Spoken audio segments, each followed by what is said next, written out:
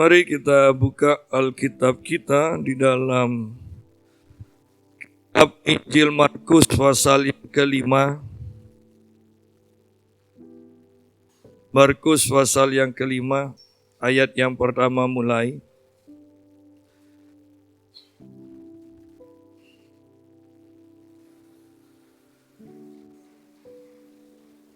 Lalu sampailah mereka di seberang danau di daerah orang Gerasa. Baru saja Yesus turun dari perahu, datanglah seorang yang kerasukan roh jahat dari pekuburan menemui dia. Orang itu diam di sana dan tidak ada seorang pun lagi yang sanggup mengikatnya, sekalipun dengan rantai. Karena sudah sering ia dibelenggu dan dirantai. Tetapi rantainya diputuskannya dan belenggunya dimusnahkannya. Sehingga tidak ada seorang pun yang cukup kuat untuk menjinakkannya. Siang malam ia berkeliaran di pekuburan dan di bukit-bukit sambil berteriak-teriak dan memukuli dirinya dengan batu.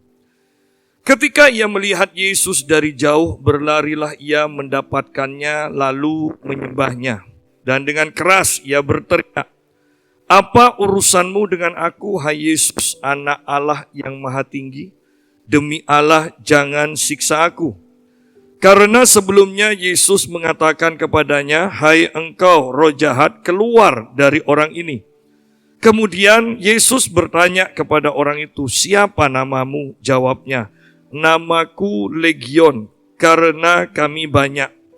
Ia memohon dengan sangat supaya Yesus jangan mengusir roh-roh itu keluar dari daerah itu. Adalah di sana di lereng bukit sejumlah besar babi sedang mencari makan. Lalu roh-roh itu meminta kepadanya, katanya, "Suruhlah kami pindah ke dalam babi-babi itu, biarlah kami memasukinya." Yesus mengabulkan permintaan mereka. Lalu keluarlah roh-roh jahat itu dan memasuki babi-babi itu. Kawanan babi yang kira-kira 2.000 jumlahnya itu terjun dari tepi jurang ke dalam danau dan mati lemas di dalamnya. Kita berhenti sampai sini dulu. Nah, kita akan belajar tentang aktivitas roh-roh jahat. Seringkali kita itu melihat orang-orang, bahkan orang Kristen takut kepada setan. Takut kepada gundurwo, takut kepada jin, bahkan lucunya juga takut pada tuyul, ya kan? Padahal kan tuyul kan kecil kan, tinggal disepak sedikit kan minggir kan. Ya. Dan itu yang terjadi. Banyak orang yang takut kepada setan. Tetapi sebenarnya setan yang seperti itu justru tidak berbahaya. Yang berbahaya itu setan yang mempengaruhi kita, setan yang mempengaruhi pikiran kita, setan yang mempengaruhi jiwa kita, bahkan setan yang merasuk diri kita. Dan hal ini bisa terjadi bahkan kepada orang Kristen. Ya. Banyak pengajaran yang mengatakan, kalau orang Kristen tuh tidak bisa dirasuk roh jahat. Saya sudah membuktikan di pelayanan saya di berbagai tempat, bukan hanya sekedar orang Kristen, tetapi pelayan-pelayan Tuhan pun ternyata banyak yang dirasuk roh jahat. Banyak yang dirasuk roh jahat. Sehingga kita ini sungguh harus hati-hati. Dan jangan memberi tempat kepada iblis. Perhatikan bahwa Paulus mengatakan jangan beri tempat. Terjemahan yang lebih tepat mengatakan jangan beri tempat berpijak kepada iblis. Hanya tempat berpijak loh. Hanya satu kaki saja masuk, maka ini akan digeser terus masuk. Ya. Jangan beri tempat kepada iblis tempat berpijak sedikit pun juga. Misal lain dengan berbohong, itu akan terus merembet kemana-mana. Ya, melirik, yang cowok melirik cewek cantik, itu akan merembet kemana-mana nantinya. Kecil loh, masalahnya hanya masalah kecil, tapi merembet kemana-mana. Para koruptor itu selalu berpikir, satu kali aja lah. Satu kali, setelah itu selesai. Ini pun aku lakukan karena kepepet. Tuhan pun ngerti, mungkin istilahnya seperti itu. Tuhan ngerti kok kesulitanku. Ya. Tetapi ternyata yang satu kali ini akan merembet kepada berbohong, ketamakan, keserakahan yang lebih lagi sehingga 1 kali, 2 kali, 3 kali dan itu menjadi kebiasaannya. Jangan beri tempat kepada karena semakin kita memberi tempat maka pada akhirnya sepenuhnya kita kerasukan. Ya. Ada orang yang bertanya, kalau Anda perhatikan banyak orang yang ketika mengadakan pelepasan mengusir setan, mereka bertanya pada setan, siapa namamu? Engkau dari mana? Ya, memangnya jelangkung. Ya. Masih bertanya, dan hamba-hamba Tuhan besar pun banyak yang melakukan seperti ini, terutama pendeta-pendeta dari Nigeria yang tanda kutip banyak yang palsu. Ya, banyak yang palsu. Banyak. Supaya kelihatan hebat. Ya. Dikasih mic setannya ya. Kan memang setannya ingin tampil. Ya tampil juga. Ya. Dan mereka semua mengambil ayat ini loh. Ayat yang di sini dikatakan ayat yang ke-9. Kemudian Yesus bertanya kepada orang itu, siapa namamu? Jawabnya, namaku Legion karena kami banyak. Mereka ambil ayat ini. Padahal perhatikan ayat ini mengatakan, kemudian Yesus bertanya kepada, perhatikan, Yesus bertanya kepada orang itu, orang yang kerasukan. Bukan kepada roh jahatnya loh. Ya. Bukan kepada roh jahatnya. Tetapi karena orang ini sepenuhnya dirasuk oleh roh jahat, sehingga dia mungkin 99% dalam kuasa roh jahat. Roh jahatnya yang menjawab ketika Yesus bertanya. Dan roh jahatnya mengatakan, kami Legion. Padahal yang ditanya Yesus adalah, siapa namamu? Ya. Siapa namamu? Jadi, banyak yang salah kaprah. Jadi kita itu tidak boleh bertanya, berhubungan dengan roh jahat. Tidak boleh berkomunikasi dengan roh jahat. Itu sama saja kita pergi ke roh peramal. Dan Alkitab katakan terkutuklah orang yang datang dan berhubungan dengan roh peramal. Oleh karena itu kita juga melihat banyak bahkan kehidupan hamba-hamba Tuhan yang hancur. Apakah salah satu penyebabnya? Mereka pernah melayani pelepasan dan mereka berhubungan dengan roh jahat. Mereka mengadakan tanya jawab. Sehingga tanpa sadar mereka hidupnya terkutuk. Hati-hati di sini. Mari kita lihat dari awal sekarang. Lalu sampailah mereka, Yesus dan rombongannya dan para muridnya di seberang danau di daerah orang Gerasa. Baru saja Yesus turun dari perahu, datanglah seorang yang kerasukan roh jahat. Dari pekuburan menemui dia. Orang itu diam di sana dan tidak ada seorang pun lagi yang dapat mengikatnya sekalipun dengan rantai. Lihat, orang ini dirasuk roh jahat. Sehingga orang ini kemudian dibawa oleh roh jahat, tinggal di pekuburan. Ciri-ciri orang yang dirasuk oleh roh jahat, atau dikuasai oleh roh jahat, atau roh jahat menyerang kehidupannya. Salah satunya adalah orang itu suka menyendiri. Suka menyendiri. Nah, yang sering duduk di gereja yang mojok gitu ya, hati-hati. Ya, kalau disuruh duduk di tengah itu enggak enak rasanya. Enggak enak. Ya, nah, saya enggak mengatakan Anda kerasukan loh ya. Saya percaya jemaat GBBS tidak ada yang kerasukan. Ya. Tetapi ini merupakan ciri-ciri umum. Ya. Awalnya pasti bukan di kuburan. Awalnya mungkin di kamar sendirian nangis tanpa sebab. Ya. Gampang tersinggung sehingga tidak ngumpul dengan yang lain. Kenapa? Gampang tersinggung. Mereka menyendiri. Tetapi ketika ini dibiarkan terus menyendiri di kamar, roh jahat akan terus masuk ke dalam kehidupannya, sehingga ujung-ujungnya orang ini tidak akan betah di rumah. Orang yang dirasuk roh jahat akan dibawa, dipimpin oleh roh jahat, dan pada akhirnya tinggal di kuburan.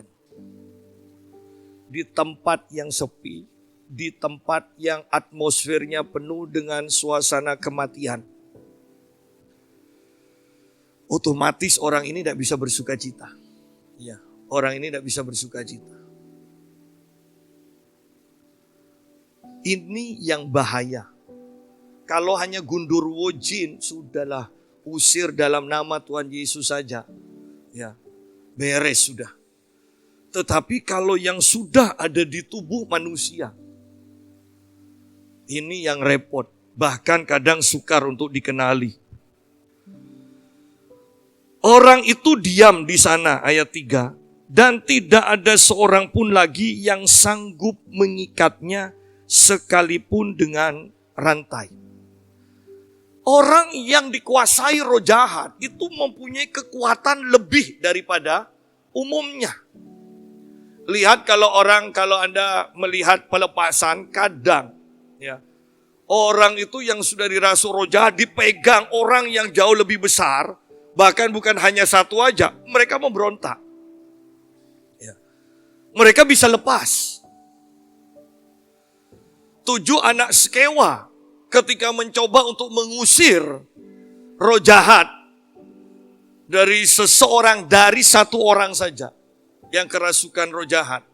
7 anak Skewa ditelanjangi dikatakan. Dan mereka harus lari semuanya. Kan kita bisa bayangkan, pasti mereka sudah berusaha untuk memegang orang yang kerasukan ini. 7 orang loh bisa kalah. Dan di sini kita melihat bahwa orang yang kerasukan ini sudah dirantai berulang-ulang. Rantainya putus. Ya. Yang ingin kuat, jangan minta, saya bilang jangan minta ke roh jahat lo ya. Biarlah Roh Kudus pun bisa kok membuat Simpson kuat kok, ya. Jadi tidak usah minta roh jahat masuklah dalam diriku. Jangan. Tetapi kita lihat bahwa kekuatan orang ini berlipat-lipat ganda, naik. Dia mempunyai kekuatan yang super. Rantai saja putus. Saya bayangkan rantainya agak kecil awalnya, karena putus lebih besar lagi, diputus lagi lebih besar lagi, sehingga orang-orang tidak berani kemudian mendekati dia. Sudah semaunya, mau di rumah, kalau dia di rumah, orang rumah keluar paling. Ya, bersyukur kemudian dia tinggal di kuburan. Karena orang-orang sudah tidak bisa lagi mengatasi dia. Orang itu diam di sana dan tidak ada seorang pun lagi yang sanggup mengikatnya. Hati-hati ketika seseorang tidak ada dan tidak mau di bawah otoritas. Ini ikatan. Ya. Hati-hati. Di sini jelas dikatakan, tidak ada seorang pun lagi yang sanggup mengikat.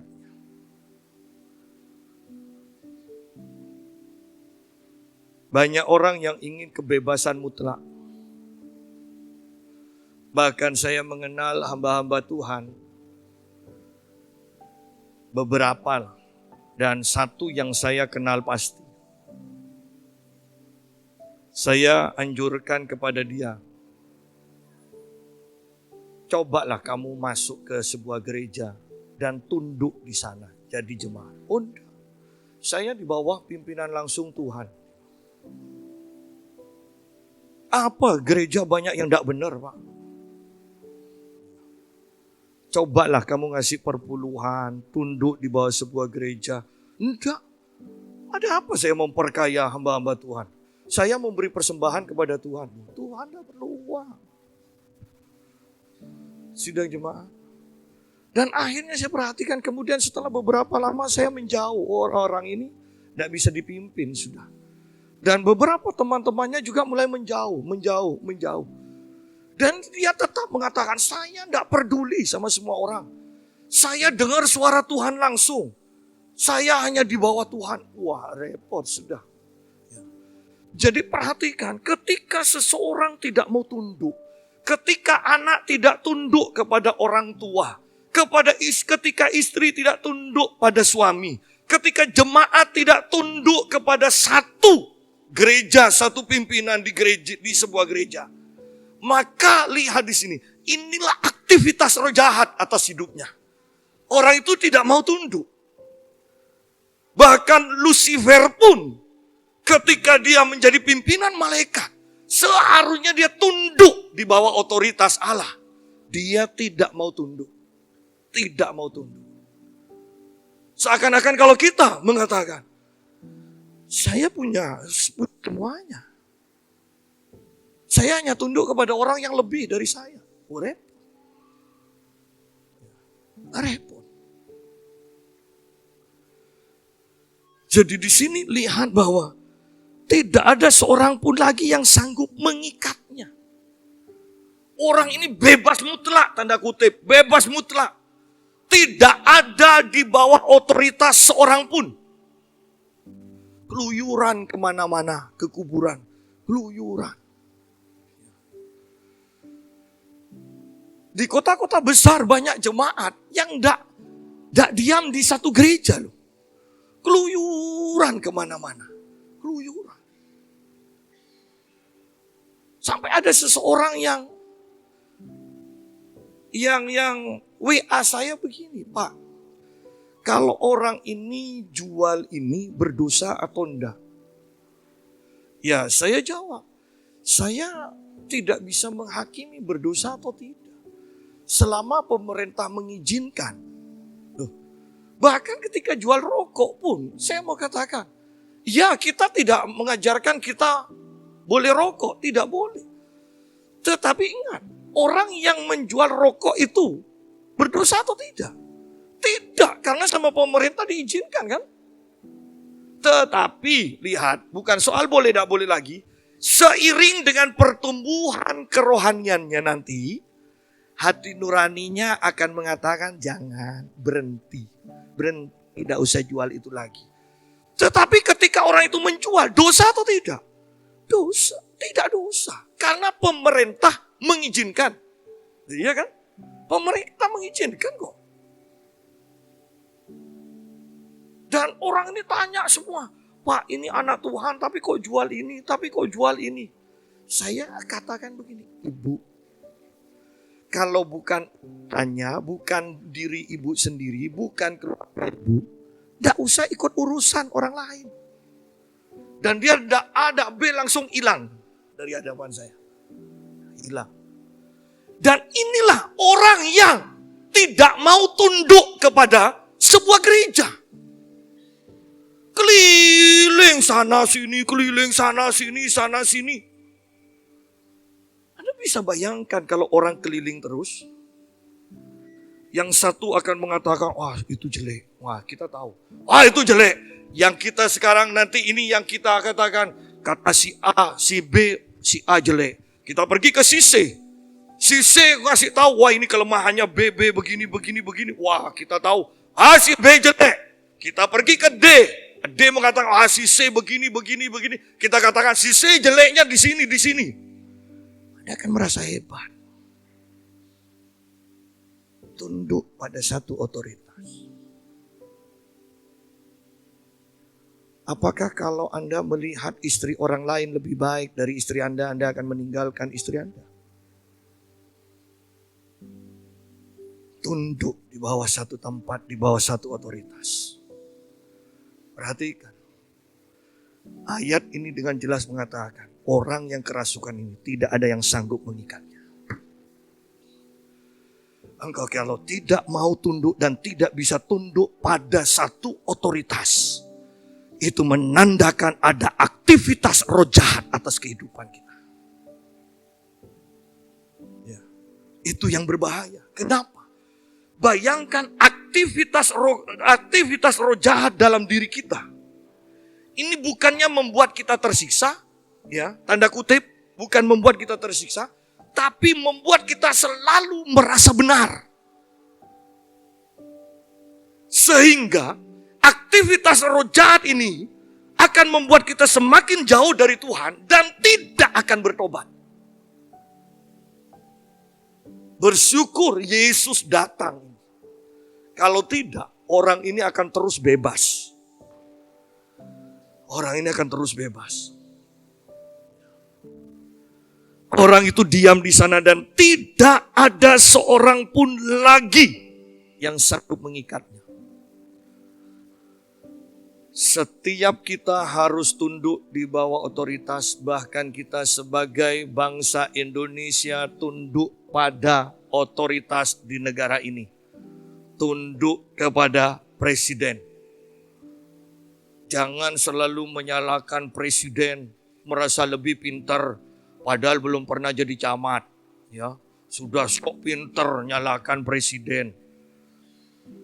Ya, kalau dari ribuan kegiatan hanya ada 1-2 kelemahannya, ya sudahlah wajar. Ya kan? Wah, ini salah. Presiden, kita aja lurah aja belum pernah jadi. Ya kan? Sudah nyalahkan presiden. Jangan. Kalau mau di Indonesia ya tunduk, hormat. Kalau kita terus membicarakan kejelekan pemimpin, kita tidak bisa di bawah otoritas. Ingat, itu menandakan ada aktivitas roh jahat atas kehidupan kita. Yang saya takutkan nanti, kan ini nanti akan semakin menguasai kita. Anda mungkin awalnya hanya 1 orang yang disalahkan terus dan tidak tunduk. Tapi lama-lama, dari 1 pendeta, ke 2 pendeta, ke 3 pendeta, ke 4 pendeta. Akhirnya, aku tidak mau ke gereja lagi, enak di kuburan. Enak memang, tidak usah ngasih perpuluhan, tidak usah ngasih persembahan, Anda cukup beli dupa. Tinggal nanem mawar melati, bawa ke kuburan. Ya. Tetapi inilah aktivitas roh jahat. Saya percaya akan semakin banyak aktivitas roh jahat yang akan sungguh-sungguh dinyatakan di akhir zaman. Ayat 4. Karena sudah sering ia dibelenggu dan dirantai. Sudah sering. Tetapi rantainya diputuskannya dan belenggunya dimusnahkannya. Sehingga tidak ada seorang pun yang cukup kuat untuk menjinakkannya. Wow. Belajar tunduk. Jangan sampai bangga karena kita tidak ada di bawah siapapun juga. Ya. Karena kalau kita tidak ada di bawah siapapun juga, kita tidak akan pernah ditegur. Kita tidak akan berubah menjadi semakin baik. Ya. Ayat yang kelima. Siang malam ia berkeliaran di pekuburan. Siang malam ia berkeliaran di pekuburan dan di bukit-bukit sambil berteriak-teriak. Sidang jemaat, pernah melihat orang yang sedikit-sedikit teriak histeris, tengkar sedikit teriak, ya, bukan karena ngomong sama orang tuli loh ya, bukan, tapi sedikit-sedikit teriak. sedikit-sedikit marah dan teriak. Ya. Pak, tapi kalau selesai teriaknya Pak, normal lagi. Oh iya, itu berarti masih dirasuk hanya beberapa persen. Ya. Tapi nanti akan jadi lebih sering teriaknya. Kalau tidak percaya, coba. Ya, kalau tidak percaya, coba. Teriak-teriak. Jangan remehkan. Kalau sedikit-sedikit kita sama pasangan kita, teriak-teriak, anak pada orang tua, sedikit-sedikit teriak-teriak. Ya, marah, tersinggung, teriak. Ya. Minimal malu sama tetangga lah. Ya. Tidak usah malu sama Tuhan tidak kelihatan. Ya. Malu sama tetangga. Orang kita bisik-bisik aja kedengeran sama tetangga kok. Apalagi teriak. Loh, di Madura kan seperti itu kan? Hebat. Malu. Seseorang saya nginepkan di hotel bagus di Pamekasan. Dia bilang, enak Pak kamar hotelnya. Hanya ada satu kelemahannya. Kalau orang di sebelah mandi kencing tuh kedengeran Pak. Berarti kalau saya kencing juga kedengeran sama orang sebelah. Nggak enak. Lu bayangkan kencing itu mau ditahan supaya nggak kedengeran ya apa? Ya. Masa mau dipakai spon dulu supaya nggak langsung ke lantai? Lu maksud saya bayangkan soal kencing mandi aja kedengaran sebelah memalukan. Dan kita teriak-teriak tengkar suami istri, anak sama orang tua saling teriak-teriak. Kalau tidak malu, berarti Anda sudah kerasukan. Iya kan? Sudah tidak punya malu berarti. Apa tidak bisa diselesaikan santai? Nanti kalau sudah tidak marah ya, jangan kalau satu teriak, dilawan teriak juga. Ya. Oh ya deketi tepuk-tepuk. Nang bos. Bos tenang.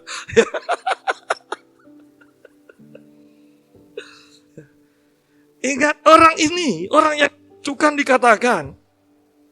Siang malam ia berkeliaran di pekuburan dan di bukit-bukit sambil berteriak-teriak. Suka teriak. Bahkan seringkali kalau saya sudah ngusir roh jahat, herannya roh jahat itu sering keluar dengan teriakan juga. Sering teriak. Dan memukuli dirinya dengan batu. Orang yang kerasukan roh jahat itu akan berusaha membinasakan dirinya sendiri. Merusak dirinya sendiri. Pernah kalau stres kemudian katanya, berarti Anda sudah diserang oleh roh jahat. Kalau ini dibiarkan, habis Anda. Apalagi ditambahi, lebih baik mati aku loh. Sudah dipukuli, ngutui lagi. Jangan. Orang ini yang dirasuk roh jahat, dikatakan memukuli dirinya dengan batu. Saya percaya awalnya pasti dia memukuli pakai tangannya sendiri. Ya. Lama-lama pakai batu. Lama-lama kalau ada pisau itu pastilah bunuh diri. Pasti dibunuh sendiri, dirinya sendiri. Ini aktivitas roh jahat yang kita harus hati-hati. Karena kita menganggap ini alami. Padahal ini ada aktivitas roh jahat atas diri kita. Kan yang paling bahaya punya musuh yang kita tidak sadari. Kita anggap bahwa ini teman, tetapi ini alami, tetapi ini serangan musuh ternyata. Saya membaca sebuah buku yang dikatakan begini. Ada sebuah kota yang bentengnya begitu kuat. Dan ada juga satu panglima yang akan menyerang kota itu. Orang-orang di sekitarnya mengatakan begini. Bagaimana bisa engkau mengalahkan, menghancurkan benteng yang seperti itu, begitu kokohnya. Dan dia katakan, saya pasti bisa.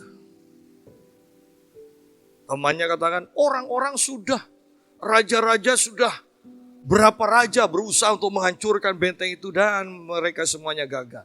Benteng itu begitu kuat. Dan Panglima ini katakan, saya pasti bisa menghancurkan. Kok bisa? Saya sudah memasukkan penyusup-penyusup. Sekuat apapun benteng itu, nanti pintu gerbangnya itu akan dibuka dari dalam. Dan sungguh Panglima ini berhasil menaklukkan benteng itu. Perhatikan, musuh yang paling bahaya ketika kita tidak sadari bahwa itu serangan musuh. Kan seringkali kan ketika kita sakit, sembuh, sakit, sembuh, sakit, sembuh, sakit, sembuh. Kalau kita tidak menyadari ini aktivitas musuh, Anda akan terus sakit, tidak kerja, tapi keluar uang ke dokter. Terus sembuh, sakit lagi, tidak kerja, keluar uang ke dokter.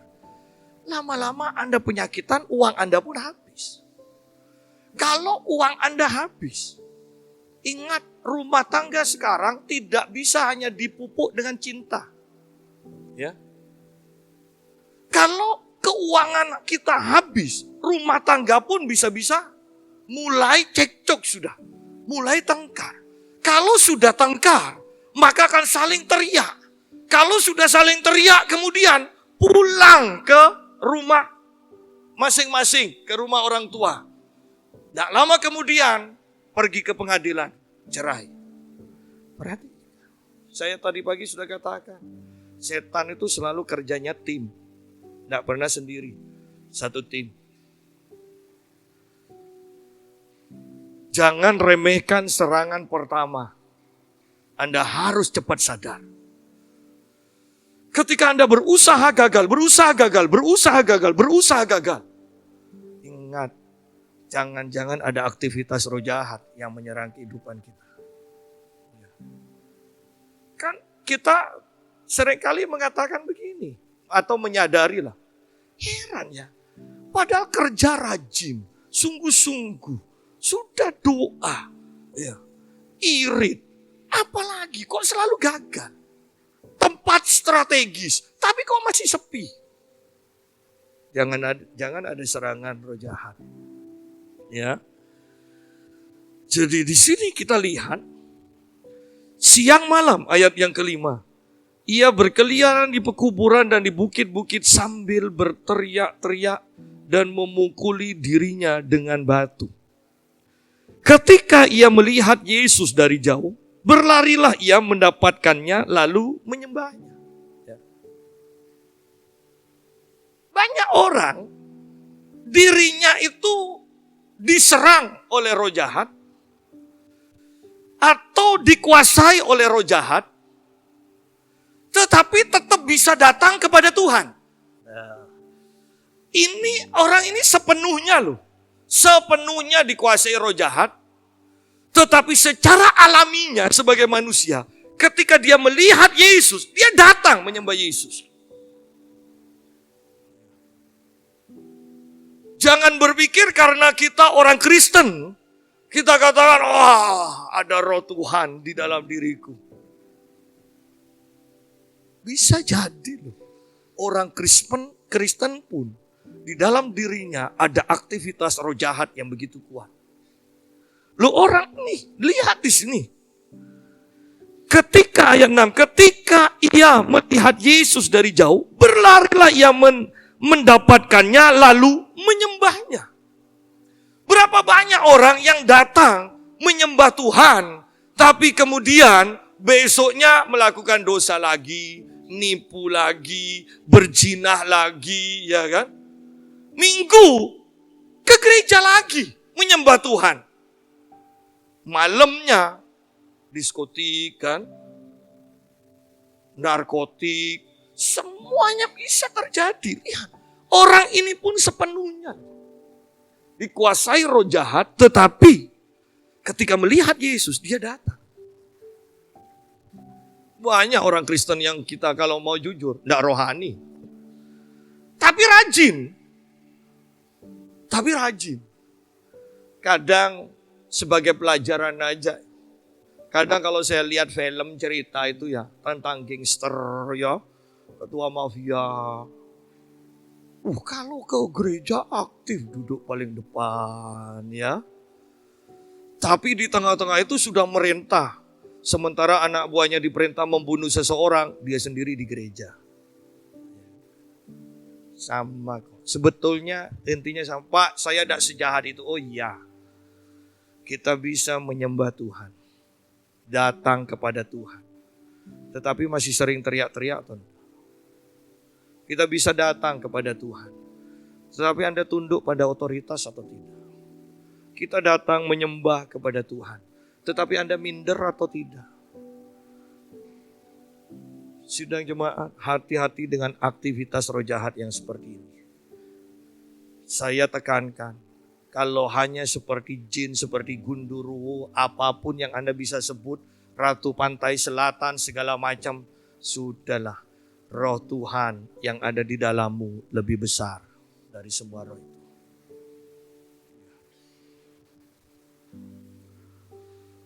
Kadang orang-orang itu lucu kalau sudah berhadapan seperti itu. Saya berhadapan langsung dengan Lucifer. Itu roh pendusta, semuanya roh pendusta. Walaupun anak buahnya Lucifer pun yang paling kerucuk bisa ngaku sebagai Lucifer. Saya berhadapan didatangi langsung, Nyi Roro Kidul segala macam. Belum tentu. Itu memang Nyi Roro Kidulnya, belum tentu. Bisa aja di bawahnya yang nyamar sebagai. Sedang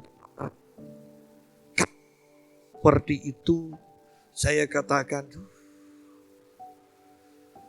mau yang model raksasa pun berdiri di depan saya pun, saya yakin nama Tuhan Yesus Kristus jauh lebih berkuasa. Tetapi yang bahaya kalau sudah teriak-teriak terus, kita yang teriak-teriak tidak sadar. Kita sedang dipengaruhi roh jahat, ini yang bahaya. Jangan remehkan pengaruh kecil. Ya, jangan remehkan. Seorang laki-laki yang selingkuh aja kan karena pengaruh kecil kan. Misalnya istrinya kurang memperhatikan. Di kantor ada teman wanitanya ya. Mau minum teh, saya buatkan ya. Ini kan hanya pengaruh kecil kan. Pengaruh kecil. Lama-lama menyediakan teh. Kemudian kok tidak ada kesempatan untuk ngomong-ngomong. Siang nanti makan bareng ya. Nah, pengaruh kecil yang akan terus meningkat. Hati-hati. Inilah aktivitas roh jahat. Ayat yang ke-7. Dan dengan keras ia berteriak, apa urusanmu dengan aku, hai Yesus, anak Allah yang maha tinggi? Demi Allah, jangan siksa aku. Sidang jemaat, Anda lihat bahwa setan begitu takut pada Tuhan Yesus. Dan kitab Efesus mengatakan, oleh imanmu Yesus tinggal di dalam hatimu. Setan ini bukan hanya satu loh, legion. Legion berarti 2.000 sampai 6.000 roh jahat. Ya. 6.000 roh jahat di hadapan Yesus, mereka gemetar. Saya percaya seperti Allah Bapa melihat kita, dia bukan melihat kita ini. Dia melihat Yesus anaknya yang ada di dalam kita. Setan pun ketika melihat kita, dia melihat Yesus yang ada di dalam kita. Kalau 6.000 roh jahat melihat Yesus gemetar, apalagi hanya 1, 2, 3 roh jahat melihat Yesus di dalam kita, mereka pasti terbirit-birit. Anda mempunyai kuasa yang seperti itu. Ya. Bahkan saya mau tekankan, kalau ada roh jahat menampakkan diri di rumah Anda tidak perlu undang saya. Anda punya kuasa. Anda bisa usir roh jahat itu sendiri. Dan hanya tinggal Anda katakan dalam nama Tuhan Yesus. Semua roh jahat yang ada di tempat ini, di rumah ini, aku perintahkan pergi dan jangan kembali lagi. Sekarang aku tahirkan tempat ini seluruhnya dengan kuasa darah Tuhan Yesus. Maka setan tidak akan berani lagi untuk datang.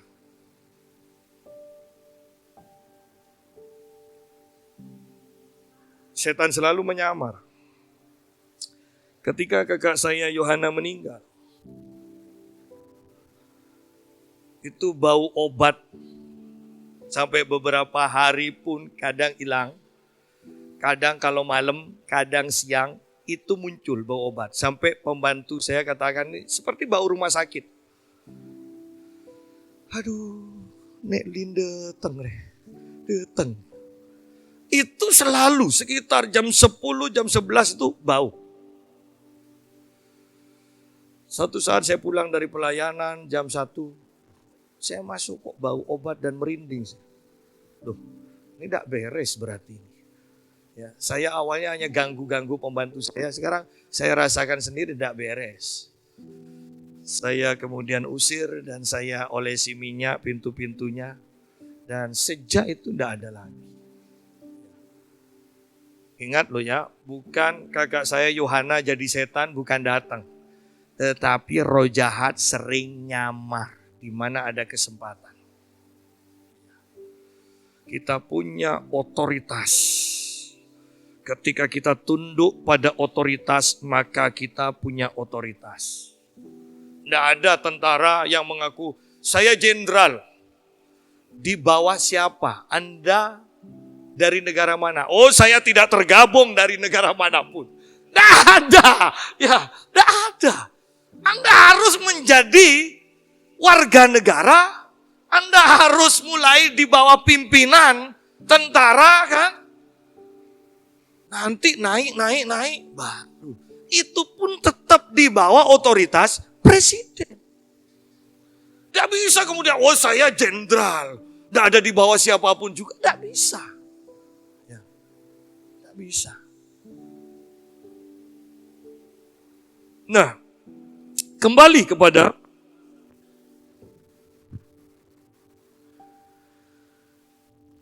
ayat yang ke-8.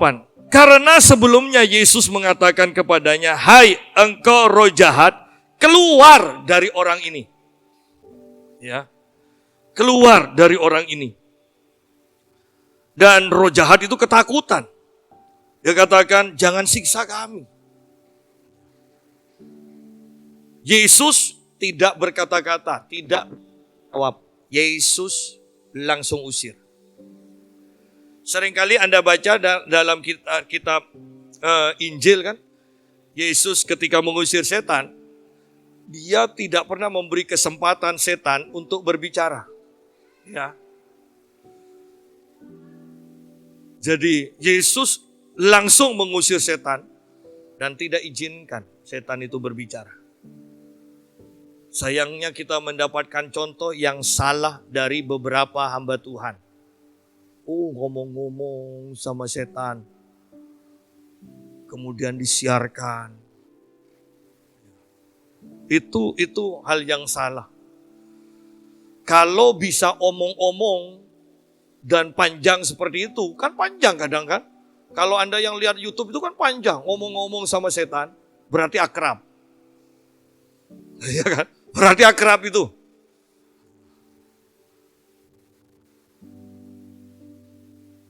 Saya di WA, Pak, bagaimana kalau ada seorang hamba Tuhan? Apa sih yang bisa Bapak beritahu saya karunia kenabian itu bagaimana? Saya beritahu. Bisakah orang bernubuat yang berkarunia nabi tetapi sekaligus berselingkuh? Ya, bisa saja. Walaupun bisa saja juga dia bukan nabi. Banyak orang yang kecewa. Katanya ngusir setan, Pak. Orang itu kan hanya dompleng hamba Tuhan yang lain. Kan selalu buat YouTube bareng hamba Tuhan yang terkenal. Loh kok Bapak tahu? Sudah saya tahu lah, arah pembicaraanmu saya tahu. Pasti hamba Tuhan ini yang dimaksud.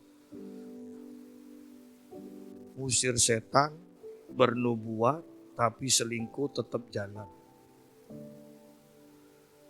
Dan kalau dia sudah buat video, YouTube, ngomong-ngomong sama setan.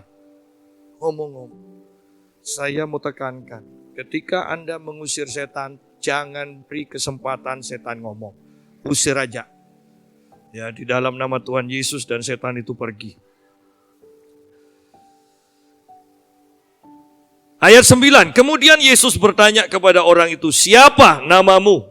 Jawabnya, namaku Legion, karena kami banyak. Perhatikan bahwa orang yang dirasuk roh jahat ya, sepenuhnya tidak mempunyai kuasa atas dirinya lagi. Yesus bertanya pada orang ini, siapa namamu? Tetapi roh jahatnya yang menjawab, kami Legion. Itu roh jahatnya yang jawab. Karena kalau orang ini yang jawab, pasti dia akan nyebut namanya. Dan nama orang ini bukan Legion. Legion ini nama dari pasukan setan. Seperti tadi yang saya katakan, bahwa setan itu selalu kerjanya tim. Setan itu selalu kerjanya tim. Pencuri pasti timnya, roh pencuri timnya itu roh pembohong. Ya. Biasanya roh pencuri itu timnya roh pencuri itu adalah kenajisan. Coba, hasilnya nyuri untuk apa? Nyuri sebanyaknya kodak kaya-kaya, untuk mabuk-mabukan, untuk berzina kan. Jadi ada timnya memang. Nyuri, bohong, najis, ya, hawa nafsu, terus muter. Penyakit, roh penyakit, keputusasaan, kesakitan, kemudian roh bunuh diri kalau tidak sembuh-sembuh. Ada tim. Ada tim. Apapun itu.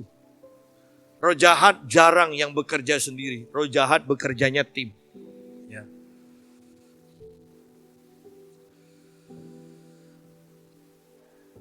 Ayat yang ke-10. Ia memohon dengan sangat supaya Yesus jangan mengusir roh-roh itu keluar dari daerah itu. Loh, Anda perhatikan ya, lucu. Roh jahat ini tidak masalah pindah dari tubuh orang ke tubuh babi. Yang jadi masalah adalah kalau roh jahat ini dari Pamekasan diusir pergi ke Sumeneb atau pergi ke Sampang. Artinya ada roh teritorial. Karena kalau roh ini masuk ke daerah lain, di daerah lain sudah ada penguasa. Ingat loh, walaupun setan itu dalam menghancurkan itu tim, tetapi secara otoritas, setan itu rebutan. Ngerti? Rebutan otoritas, saling sikut juga. Saling sikut supaya hancur. Jadi, kalau dia ada di Pamekasan seperti ini, kalau sampai kita usir ke Sampang, maka setan ini tidak punya kuasa sudah. Pasti ini jadi pesuruh di Sampang nantinya. Ya. Oleh pemerintah-pemerintah di Sampang. Ya. Ingat, Paulus katakan, musuh kita adalah pemerintah-pemerintah, penguasa, penghulu, dan roh-roh jahat di udara. Kalau Anda baca bukunya Kenneth Hagin, dikatakan, ketika dia diizinkan Tuhan untuk berperang dengan 3 grup, yaitu pemerintah, penguasa, penghulu. Tetapi ketika dia mau berperang dengan roh-roh jahat di udara, Tuhan katakan, tidak perlu. Roh-roh jahat di udara itu urusanku dan urusan para malaikatku. Ya, itu roh-roh jahat di udara. Jadi kita semua pun juga di dalam berhadapan dengan pemerintah seperti ini, pemerintah, penguasa, penghulu, tidak usah jadi pemburu hantu. Ya. Maksud saya kalau Tuhan tidak suruh, tidak usah bawa minyak, bawa anggur, bawa rebana, kemudian ngitari pohon besar segala macam, tidak usah. lebih baik belajar masak, suguhkan pada suami Anda. Ya. Kadang orang itu aneh-aneh. Yang terpenting fokus kita adalah aktivitas roh jahat atas diri kita atau atas seseorang.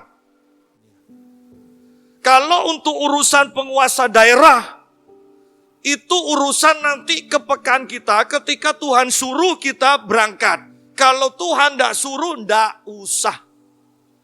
Apalagi sampai kita ditempatkan di Pamekasan untuk mengusahakan kesejahteraan Pamekasan. Bukan mengusahakan kesejahteraan Sampang.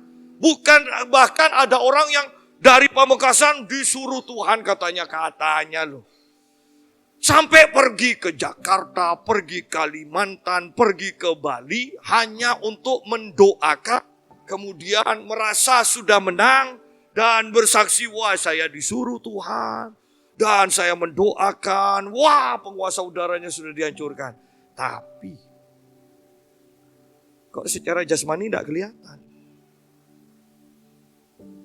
Kalau penguasa daerah tersebut misalnya, daerah yang penuh dengan perzinahan, dan ciri-cirinya kemungkinan perceraian banyak, ketika penguasa atau pemerintah di daerah itu dihancurkan, maka perceraian itu akan jauh menurun di tempat itu atau bahkan tidak ada perceraian sama sekali.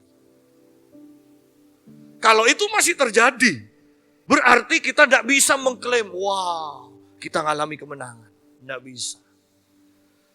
Tetapi secara khusus saya mau tekankan begini. Kita ditempatkan Tuhan di Pamekasan. Dan Tuhan berfirman, usahakan kesejahteraan kota di mana kamu tinggal. Tidak usah bingung sama urusan kota lain. Iya kan? Kita punya suami, punya istri, punya anak-anak. Tidak usah ngurusi suami, istri, anak-anak, orang lain, keluarga lain. Cukup kalau Anda digerakkan Tuhan dipimpin dalam doa, doakan. Kalau punya waktu doa. Tidak ada nyindir. Ya. Hanya ngingetkan. Ya. Jadi, tidak usah ikut-ikut.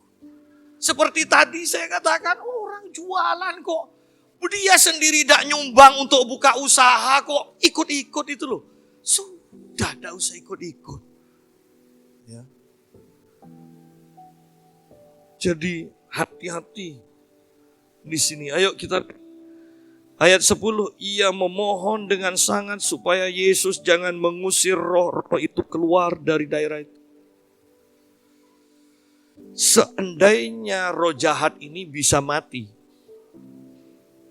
dia memilih masuk ke tubuh babi dan mengalami kematian. Seandainya bisa mati. Tetapi roh jahat tidak bisa mati. Ya.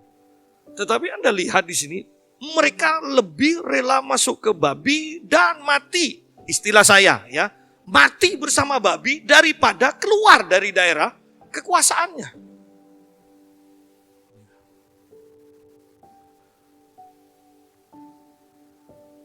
Ayat yang ke-11. Adalah di sana di lereng bukit sejumlah besar babi sedang mencari makan. Lalu roh-roh itu meminta kepadanya, katanya, suruhlah kami pindah ke dalam babi-babi itu. Biarkanlah kami memasukinya. Bahwa setan itu selalu ingin tinggal, ingin punya tubuh. Kalau tidak bisa tubuh manusia, tubuh binatang pun tidak masalah. Pokok ada tubuh. Kenapa? Yang namanya tubuh itu pasti sebagian besar unsurnya adalah air. Setan itu suka ke yang lembab-lembab, yang berair. Anda perhatikan kalau seperti ini, sudahlah yakin tidak ada setan. Tetapi Anda bisa masuk ke rumah seseorang dan Anda bisa merasakan kelembapan, lampu tidak bisa terang, ya. Kenapa? Karena di sana ada roh jahat. Ada roh jahat. Mau sebagus apapun, sebesar apapun, kalau ada roh jahat, maka tempat itu akan lembab. Tempat itu akan redup. Saya pernah tidur bersama teman saya di rumah salah satu konglomerat di Indonesia. Di Jalan Anjasmoro, Surabaya kalau tidak salah. Bisa. Ada kolam renangnya. Ya. Dan itu karena dia baru bertobat. Jadi orang-orang dari luar kota pun yang kenal sama seorang hamba Tuhan yang jadi. Dan yang dapat pesan dari konglomerat ini, kalau ada ya hamba-hamba Tuhan, tidak ada penginapan, suruh tidur di rumah saya aja. Jadi hubungi hamba Tuhan ini dan tidur di sana. Dan ketika kami tidur di sana, saya sudah lihat, oh ada lukisan tidak beres ini. Ya, saya kemana kok sepertinya dilihat. Saya suruh milih, saya tidur di sebelah aja. Dan teman saya yang tidur di sana, malam-malam dia sudah pergi. Sudah ya. Ada orang mandi itu saya lihat, tidak ada orang. Ya. Ada orang mandi. Dan itu kok sepertinya matanya kok lihat saya terus ya. Sadarnya telat. Saya begitu masuk saya langsung sadar. Ya, kalau daripada perang terus kan lebih baik sudahlah saya pindah sebelah aja. Dan ternyata banyak cerita. Ada anak-anak yang ikut camp ya. Sementara belum berangkat jadi tidur di sana dulu. Rombongan itu bisa semuanya lari keluar. Ya. Karena ada penampakan. Dan rumah itu ada kolam renangnya loh, besar. Saya mau katakan, Anda kalau tidak punya, ya seandainya Anda nanti kaya raya kan, rumah Anda ada kolam renangnya, Anda harus memperkuat manusia roh. Karena kalau tidak, sumur, kolam renang itu akan menjadi tempat yang paling disenangi oleh setan. Ya. Pasti jadi tempat yang disenangi. Jadi hati-hati di sini.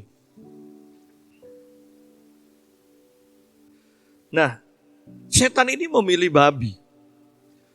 Tetapi ya, saya juga mau katakan begini. Ayat 12.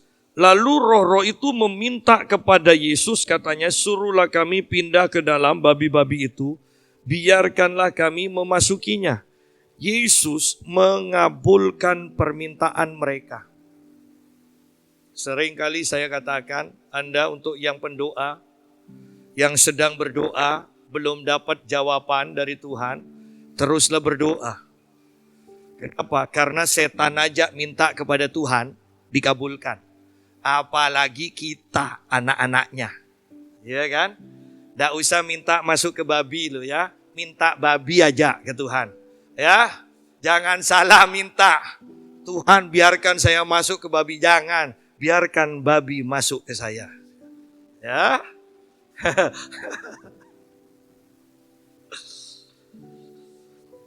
Jelas ayat 13 katakan, Yesus mengabulkan permintaan legion.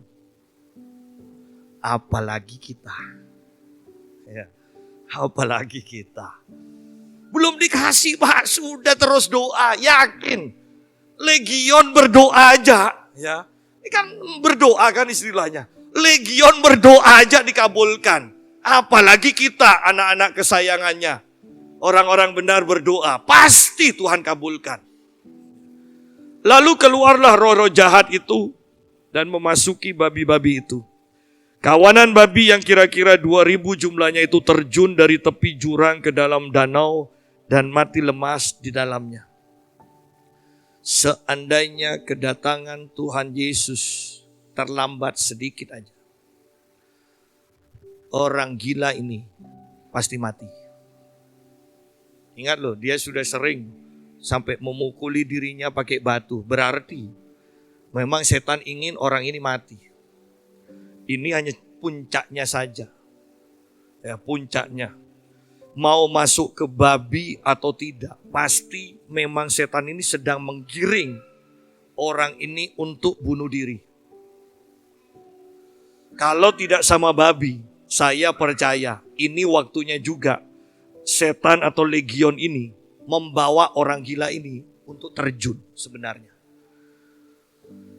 Bahwa tujuan akhir dari setan, aktivitas setan atas hidup kita. Setelah setan menyiksa, menghancurkan kita, tujuan akhir adalah membunuh kita. Tetapi yang kita harus lihat di sini adalah Tuhan Yesus menghargai satu jiwa yang orang lain sudah anggap tidak berharga. Yesus rela 2.000 babi hilang supaya orang ini selamat. 2.000 babi itu berapa harganya? Iya kan? Iya, kalau ini orang ada harapan untuk berhasil dilihatkan. Orang tua kalau lihat anak, wah ini bisa diharapkan. Semuanya dikorbankan. Loh, ini orang gila. Orang gila. Sudah tidak ada artinya. Toh Yesus lebih berani mengorbankan 2.000 babi. Yang penting orang ini selamat. Begitu berharganya nyawa manusia di hadapan Tuhan kita. Dan pada puncaknya Yesus sendiri berani mati supaya kita orang berdosa ini diselamatkan, dibenarkan. Dari awal sudah kelihatan dari kejadian ini bahwa Yesus menghargai nyawa manusia.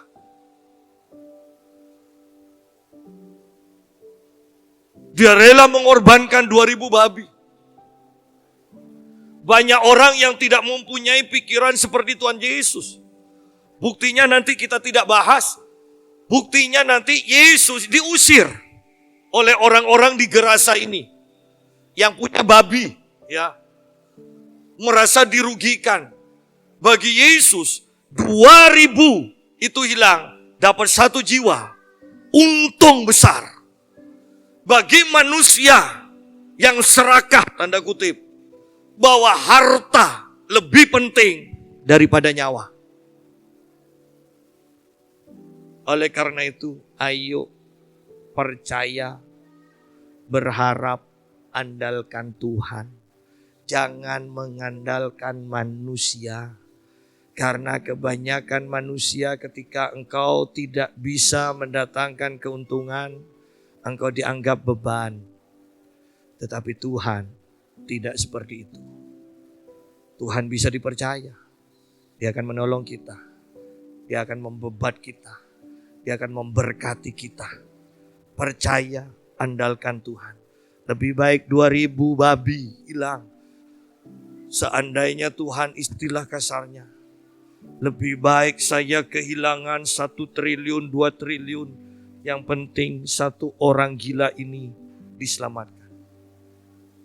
Apalagi kita. Hanya orang yang ada aktivitas yang mengizinkan aktivitas roh jahat bekerja atas dirinya. Yang tidak akan peduli dengan kasih Tuhan yang seperti ini. Kasih Tuhan rela mengorbankan segalanya. Yang penting kita dibebaskan, kita diselamatkan. Tuhan memberkati kita.